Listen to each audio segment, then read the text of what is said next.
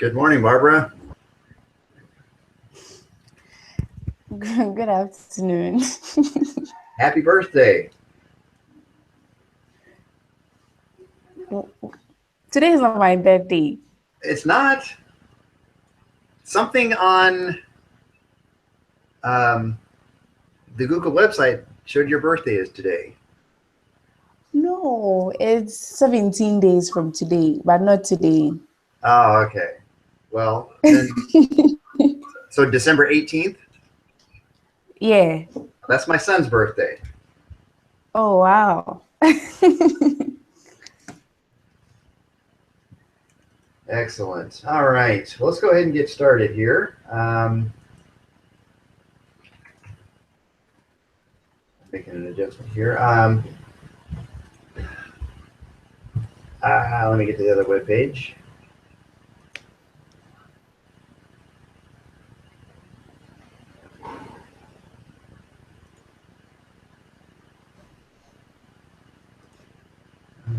Where's what I'm looking for?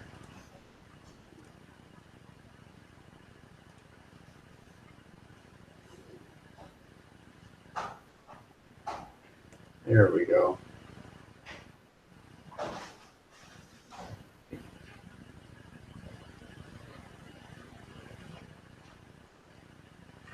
Okay, so this time talking about independent contractors versus employees. Um, I emailed you about 15 minutes ago what I put down for my example. Um, Yeah, I saw it. yeah, this is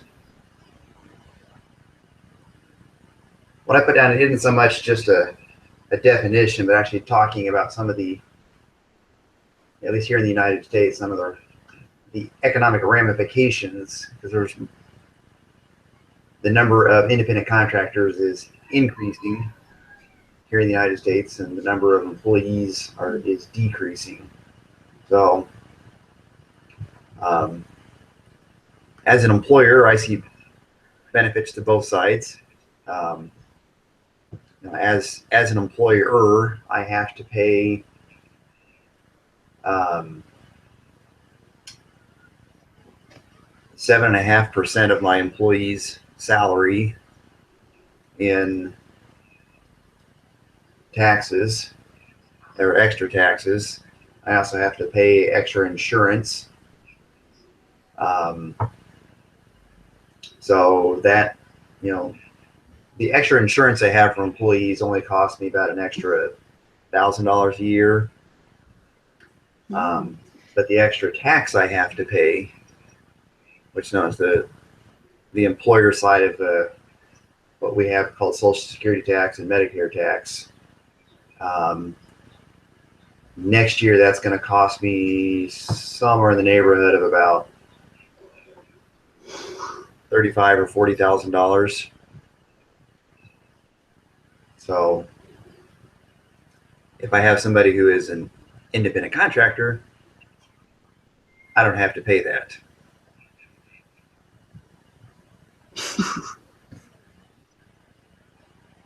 So there are pros and cons, but you know, obviously if you're an independent contractor, you've got to get your own health insurance and your own workers' compensation insurance and your own disability insurance. And, um, you know, my company is small enough that I don't offer health insurance, and I don't know how the structure works there and over in is it Ghana? Is that the country you live in?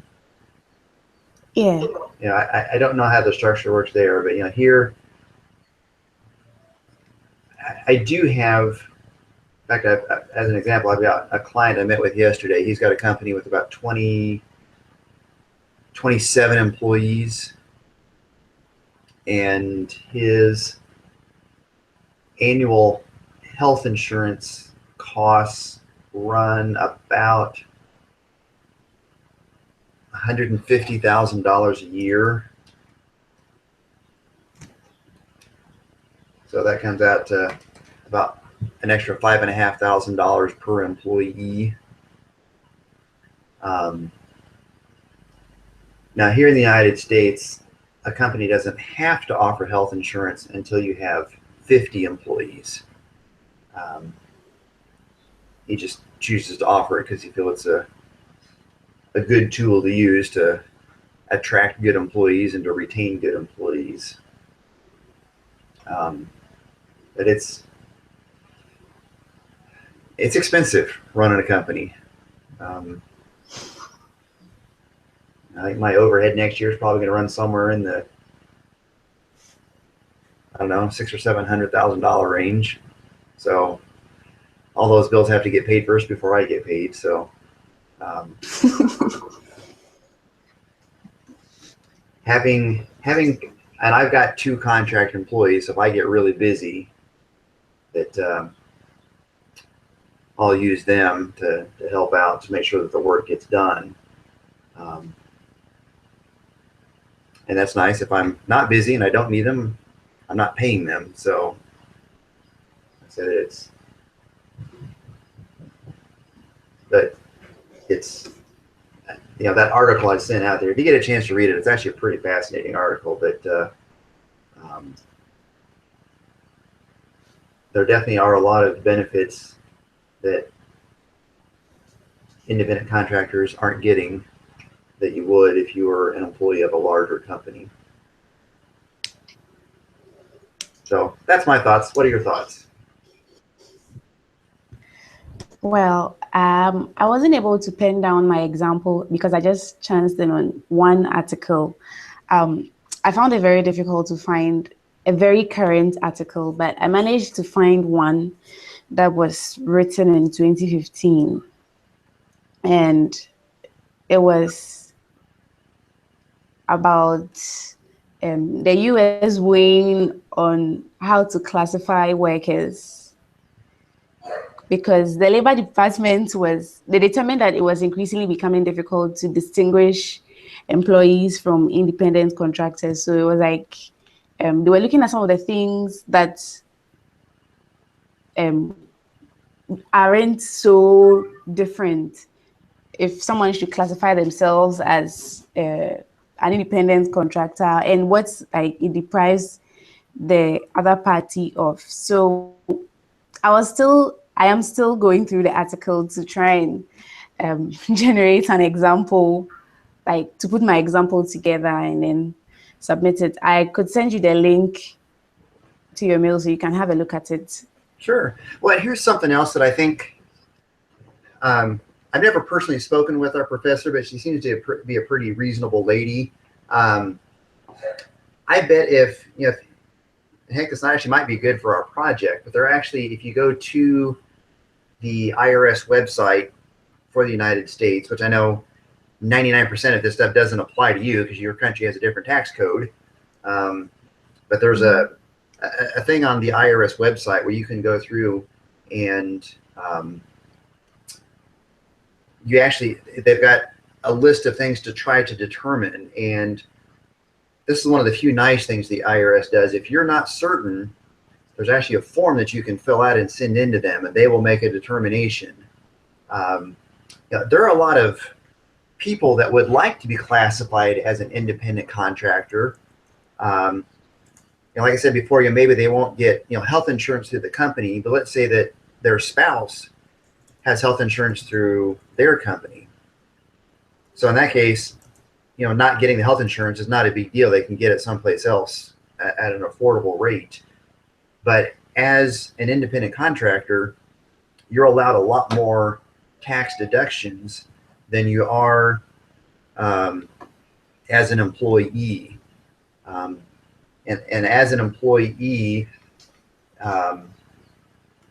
there's a certain threshold you've got to get above before you can start claiming those deductions off of your income to lower what you owe in taxes. Whereas an independent contractor, there is no threshold. I mean, every single expense you have from the very first dollar reduces your income, your taxable income, and how much you have to pay to the government. So a lot of employees like it as well. But as an employer, and this, since this is part of my business and what I do, one of the things that I counsel my business clients is make sure you get them classified correctly, because if you don't,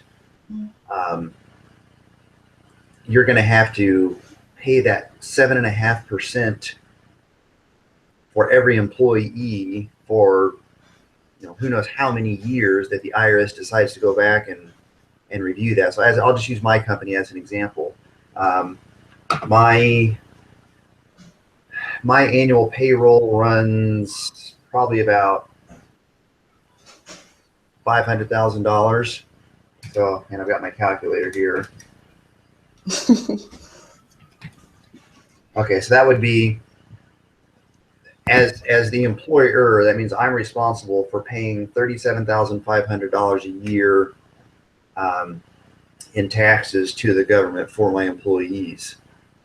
So let's say that I set up my company, and I say, everybody, you're independent contractors, and let's say 5 years down the road, one of my employees decides to file a complaint with the government. Because here's the thing, is that if they're contractors, they have to pay that extra 7.5% instead of me having to pay the 7.5%. So the government's getting their money one way or the other. So that's one thing for employees that if you want to be a contractor, you got to decide is, okay, although I'm going to be able to take all of these other deductions, is it worth it knowing that I'm going to have this extra tax over here, this extra 7.5%? And a lot of times it can be. But if you get an employee who, let's say I've got somebody making $50,000 a year, that means they're paying an extra, what would that be? 50,000 times 7.5%. That means they're paying an extra $3,700 a year in taxes. That's my daughter you just saw in the background there. Hi, Mia. I'm working on my project.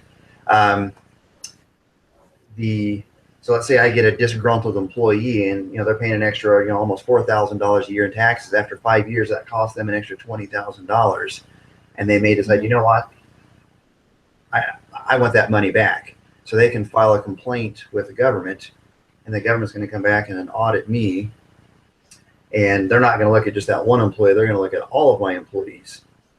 So take $37,500 a year, and let's say that I've been doing that for 5 years. That means I should have paid an extra $187,500 in taxes.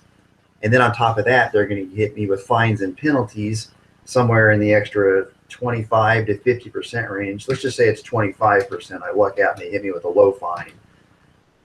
So that's $235,000 that I owe to the government.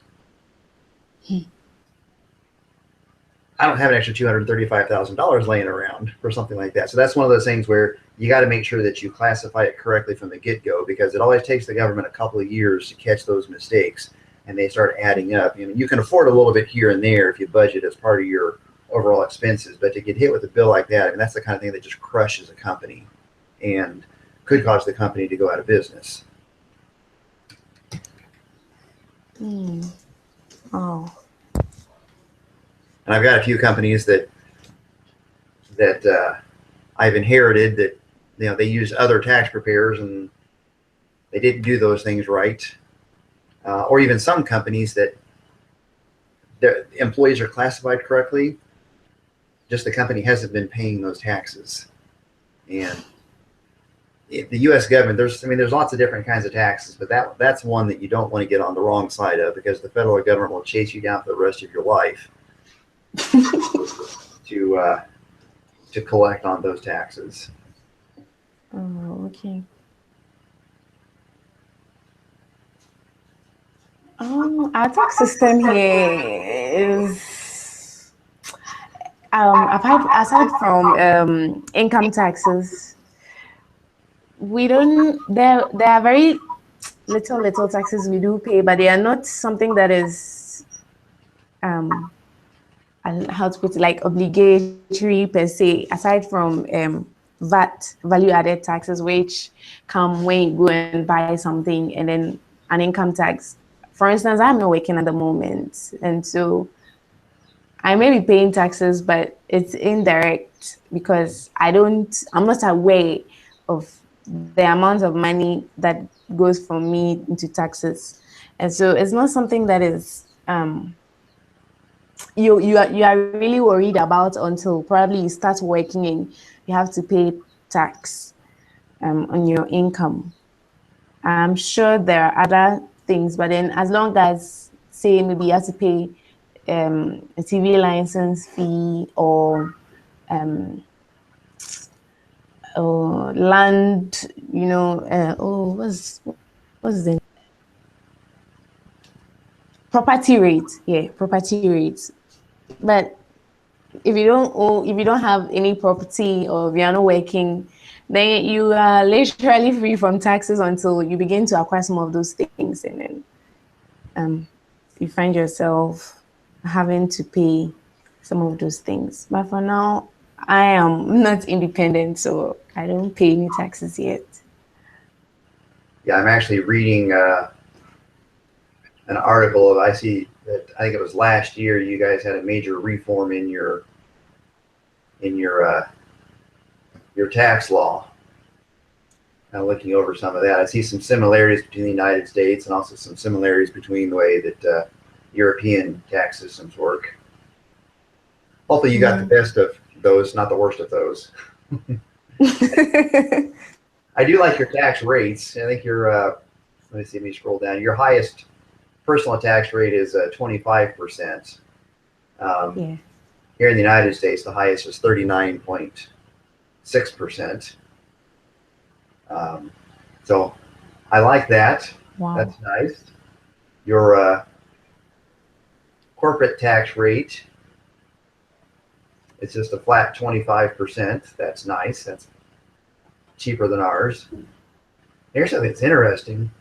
I know that, the article I know is talking about, self-employment and so forth. But I did notice here that mining and petroleum companies are taxed at 35%. That sounds like something the United States would do, since you're blessed with lots of good stuff in the ground. So therefore, it's a way for the government to make some extra money, that they're going to tax those places at a higher rate. That's the kind of thing the United States likes to do. So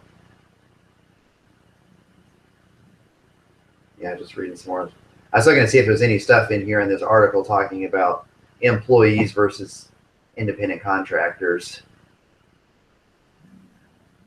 I don't see anything about that, but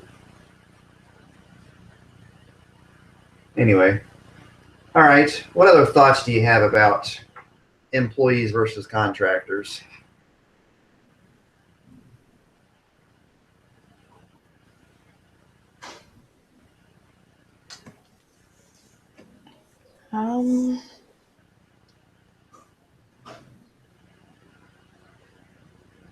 I think we've covered it pretty well. I mean, it's one of those that, hopefully some of the things that I shared with you, since I have employees and I have contractors, and I've worked as an employee and worked as a contractor. There are pros and cons to both sides of those. In fact, I know something. This isn't exactly with the article, but a change that may be happening here in the United States is some people are paid by the hour, and some people are paid salaries.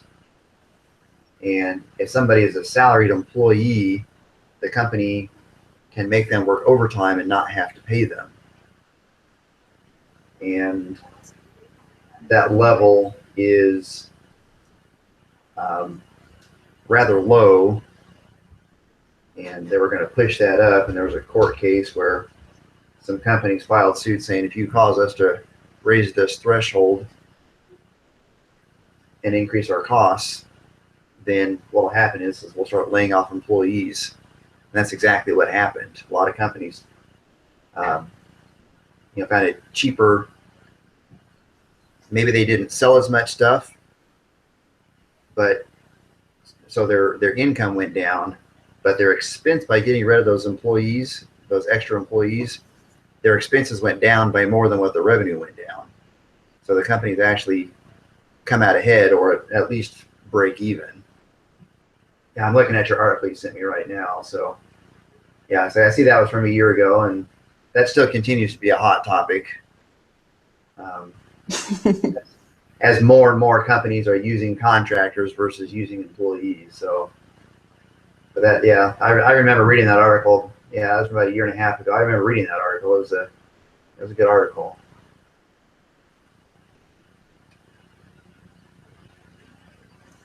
All right. Well, is it your turn this week to put together the report? Yes. All righty. Well, that's all I got for now, unless you can think of anything else. Well, nothing for now. I'll just put my example together and then put her report together and submit it.